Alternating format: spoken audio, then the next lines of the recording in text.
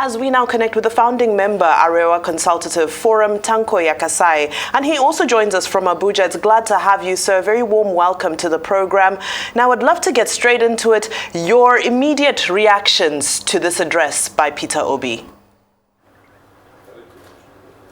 Well, unfortunately, I didn't hear him because you didn't tune me in to hear him. But I welcome Peter Obi to this new life. He has been a banker, now he's a politician, he's contesting election for the first time.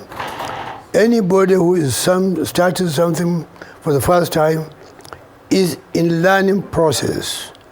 I would please plead with him to be patient enough, because you don't learn politics in the school. You learn it through practice. I'm sure he will be a good politician. He will learn and he will be successful if only he can endure. And so we have this quote up from the press conference where he said, if you must be referred to as Your Excellency, then the process which you arrived in office must be excellent. Well, what has been your take on the electoral process so far, Mr. Yakasai? Well, you know, in this kind of situation, you see things from the perspective of people speaking. If somebody is not happy with the outcome of the election, you cannot expect him to praise the process. But is another matter if you're asking another person who is really interested in what is going on. I'm not surprised. And like I said before, as a newcomer into this system of government, life is a starter, so it's a matter of allowing him time to be at home with the process. But there's nothing anybody can do. It's a matter of trial and error until you can succeed. You can be familiar with the training. Thank you, Mr. Yakasai. Now, he also made an appeal when a question was posed to him regarding youths that had basically given up and were destroying their PVCs because they've reportedly lost faith in the process. And he said that this is a long journey, and he made it very clear that he will embark on this journey with them and that they should not lose hope and jump ship, basically. But seeing that the March 11th election is also pretty close, do you think that this was a timely statement that will be adhered to by the youth? Well, it depends on the attitude of his supporters. I think the supporters will definitely tend to follow his footsteps. But we are talking of Nigerians. A total of about 20 million people voted, and each individual who voted has his own thinking, has his own mantra, has his own mind. So this is a democracy. They say the majority will have their way and the minority will have their say.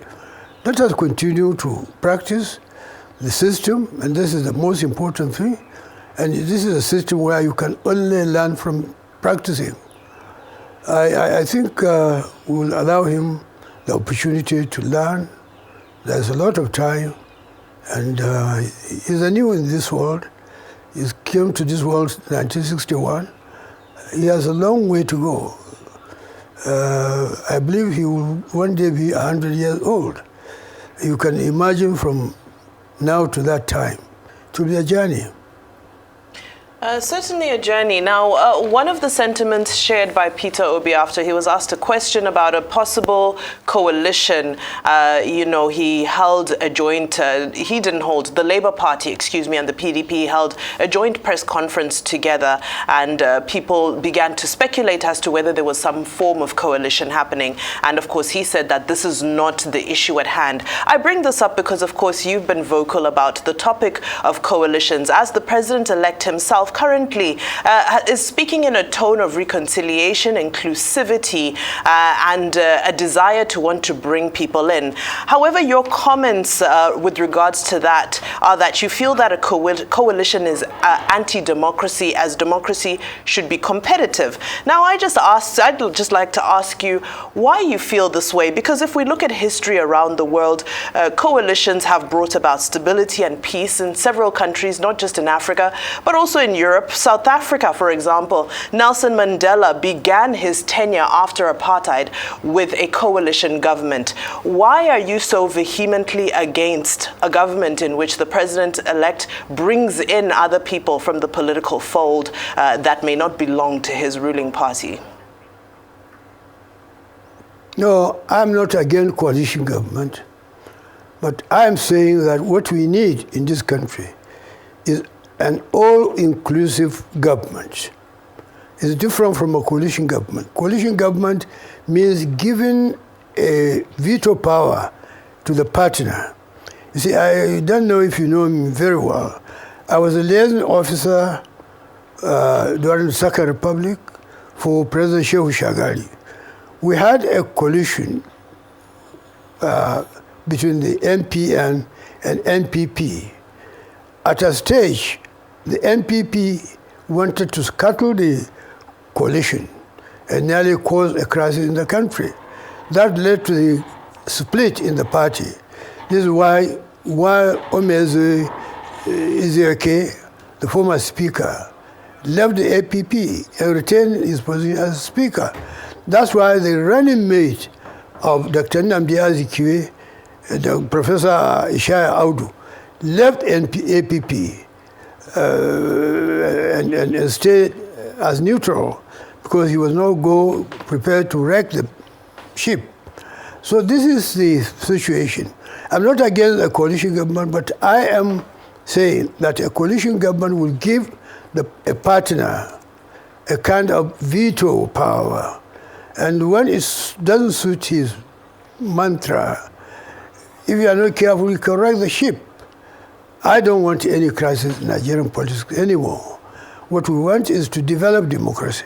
What prevents us from developing democracy in this country is this kind of attitude. If you compare Nigeria with our sister nations like Indonesia, Malaysia, and the rest of them, they have gone far ahead of us. This is because they enjoy stability in their system. We are not enjoying that kind of stability. So I want us to build stability in this country, because without stability we cannot develop. We cannot address our problems. The military coup in 1966 plunged this country into this trouble. And we are still in that problem, but we are trying to get out of it. I think instead of a coalition government, let us have an all-inclusive government, and I appeal to the president to have an all-inclusive government. I am not in a position to dictate to the president what he should be doing, how his government should look like, but my advice as an individual to him as a Nigerian is that instead of a coalition government, let him have an all-inclusive government. And sir, thank you so much, I guess, for history and your involvement in Shagari's administration, which, interestingly enough, Shagari had the lowest vote total for a popular vote total. I think it was 5.68 million votes, and Bola Ahmed Tinubu, with his 8.7 million, has the second lowest since that time in 1979. So the coalition government you're talking, or rather the all-inclusive government, excuse me, while you're saying you don't want to dictate that to the president-elect, is he will he be pushed towards that because of his vote total? When you look at the amount of votes he got, similar to what Shagari did, who also had a low vote total as well, which is somehow reflective of the mood of the nation. But if you remember, I don't know if you are around, Shagari government was not called a coalition government. I say what I don't like is a coalition government. A coalition government is a crisis in the making. But it's up to the president. I'm not the president. I'm not here to dictate to him. But it's I'm expressing my opinion as an individual, as a Nigerian. But you have your mind, I don't have mine. I have my own. I don't share your views about the coalition, but I feel that he should have an all-inclusive government that will give all Nigerians sense of belonging in that government. Thank you, Mr. Yakasai. Now, during that press conference, Peter Obi made mention, emphatically actually, that he said unless an invitation is extended to him, he will not be engaging any international body or organization regarding the outcome of this election, basically challenging the process. He says that this is a Nigerian problem. Just wondering what you make of that, if you support that stance he's taking. It's a very important statement he made. An invitation means from the president, not from anybody else. It's up to the president to make up his mind whether he'll invite him for something. I have no position to take in this regard, but it's a welcome development that is prepared to relate with his co-partners in order to take our country forward. That is a very good sign, in my opinion. All right. Peter Obi referred to this election as an existential election. In light of that, do you feel that if the status quo prevails, which is that the president-elect goes unchallenged, all the challenges in court, he's able to win and sail through to be inaugurated as the next president of this nation, given the process that he arrived at that, is this in the interests of democracy? Is this in the interests of the development and advancement of electoral reform in Nigeria, given the inconsistencies and some of the lapses that we witnessed from INEC throughout the process? Well, I don't expect any human being to be perfect. That is something that you should take home. Only God is perfect. Human being is not perfect. We are subject to adjustment from here and there. What we need to do is to check our position. An election has taken place. We have people who got vote from different parts of the country or from all over the country. We have the one who took the largest number, and we have gotten somebody who came next to him, and you have gotten somebody who come as a third person to him. We allow them to sort it out themselves. But what we now have is a government that is declared, a president that is declared the winner. We should all accept that fact as a reality of the situation in the country. Then the process now is for him to take the next step. What he's thinking to do, I am not in a position to know, and I cannot know. But let us allow him as a president-elect to do what is best for the country. I know he's a committed Nigerian. This is the only candidate that has been a senator and won his gubernatorial election 2 times. I don't think there's any candidate in this country who can claim of this feat in his political history. So he has all the experience and what it takes, and he interacted with Nigerians from all parts of the country. Let us allow him the opportunity to make up his mind, make consultations, and arrive at a step that he feels that is safe for him and safe for the country to take. And so there's been a lot of talk about INEC and also about security. What's your view, I guess, on the conduct of INEC, their efficiency, and also the security forces ahead of the very, I know maybe it's also existential as well, the March 11th elections? It will interest you to know that the first time I took part in election was in 1951. I took part as a delegate to an electoral college. Then I took part in an election in 1954 as a candidate. And since then I've been taking part in election. I didn't take part in election as a candidate during the Second Republic, but I watched people contesting and losing and winning. And this is the issue in a democracy.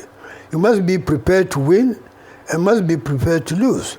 So now we are now in a country, we have an election, we have a declared president-elect in the country. We should look forward into building a government that will rule this country and face the challenges of development and unity of the country. I think this is what we should help the incoming administration to advise them or to help them with support so that they will be able to address the problem that we are now hoping that they will address and solve for us. Thank you, Mr. Yakasai. Now, still on INEC and the feedback that we've been receiving, we understand that a coalition of civil society organizations, they're demanding an audit report of the presidential NAS elections, and they are also stating that they have no confidence that INEC can manage the elections that are scheduled to hold on March 11th. Just wondering what your take might be as regards demanding an audit report. Well, the entitlement of the person asking for the audit report to get it. But in an election, the way forward is for anybody who is aggrieved to go to court. This is the only avenue that we have for adjusting an outcome of an election, right or wrong. It is for the court to decide whether the election is correctly conducted and the winner has emerged through due process or not. So I don't know of the audit report. You know, Peter Obi is a banker. They do their life through audit report. I don't run my life through audit report. Well, I'm not a rich man. I'm not a businessman. I'm a politician. We don't have any audit report as a politicians. All right, sir. Now, as we round up, we appreciate your wealth of knowledge and your wealth of experience, especially as you refer back to the several decades ago that you first got involved into politics. Now, my question to you is, do you find it in the spirit of democracy that people who are your age today, the age that you were during the Shagari era, they're the youth of today, but they're still not contesting in these elections? We're still not seeing their visibility. Is that in the interest of democracy? Well, in a democracy, particularly our own system of democracy, that people participate in election through their will. They go and register. When the time for casting their vote comes, it is not necessary that whoever is registered for an election to go and cast his vote. Only those who wish to cast their vote will go and cast their vote in an election. Those who cast their vote are the electorate, and their decision is abiding on everybody who contests the election, who is watching the election. So in my opinion, what we need to do is to help the process to develop, to go to the logical conclusion. And I think we are all right with what is happening now. And we concentrate on moving the country forward rather than you get people with different opinions. There's no way that you can make people to think alike, particularly in a country of over 200 million people like Nigeria. And particularly in a situation where we have a truncated democracy. We are just building it. You can remember how many times the military intervened to truncate our process of democracy. Those who have been at the same level with us, Indonesia, Malaysia, the rest of them, are now in a perfect condition, better than ourselves. Let us all allow democracy to thrive in Nigeria, and we develop it, we learn and make a mistake and correct it, so that eventually we'll be able to perfect the system as we wish it to be. Mr. Tanko Yakasai, founding member, our Consultative Forum, thank you so much for taking the time to talk to us today. We really appreciate your insight.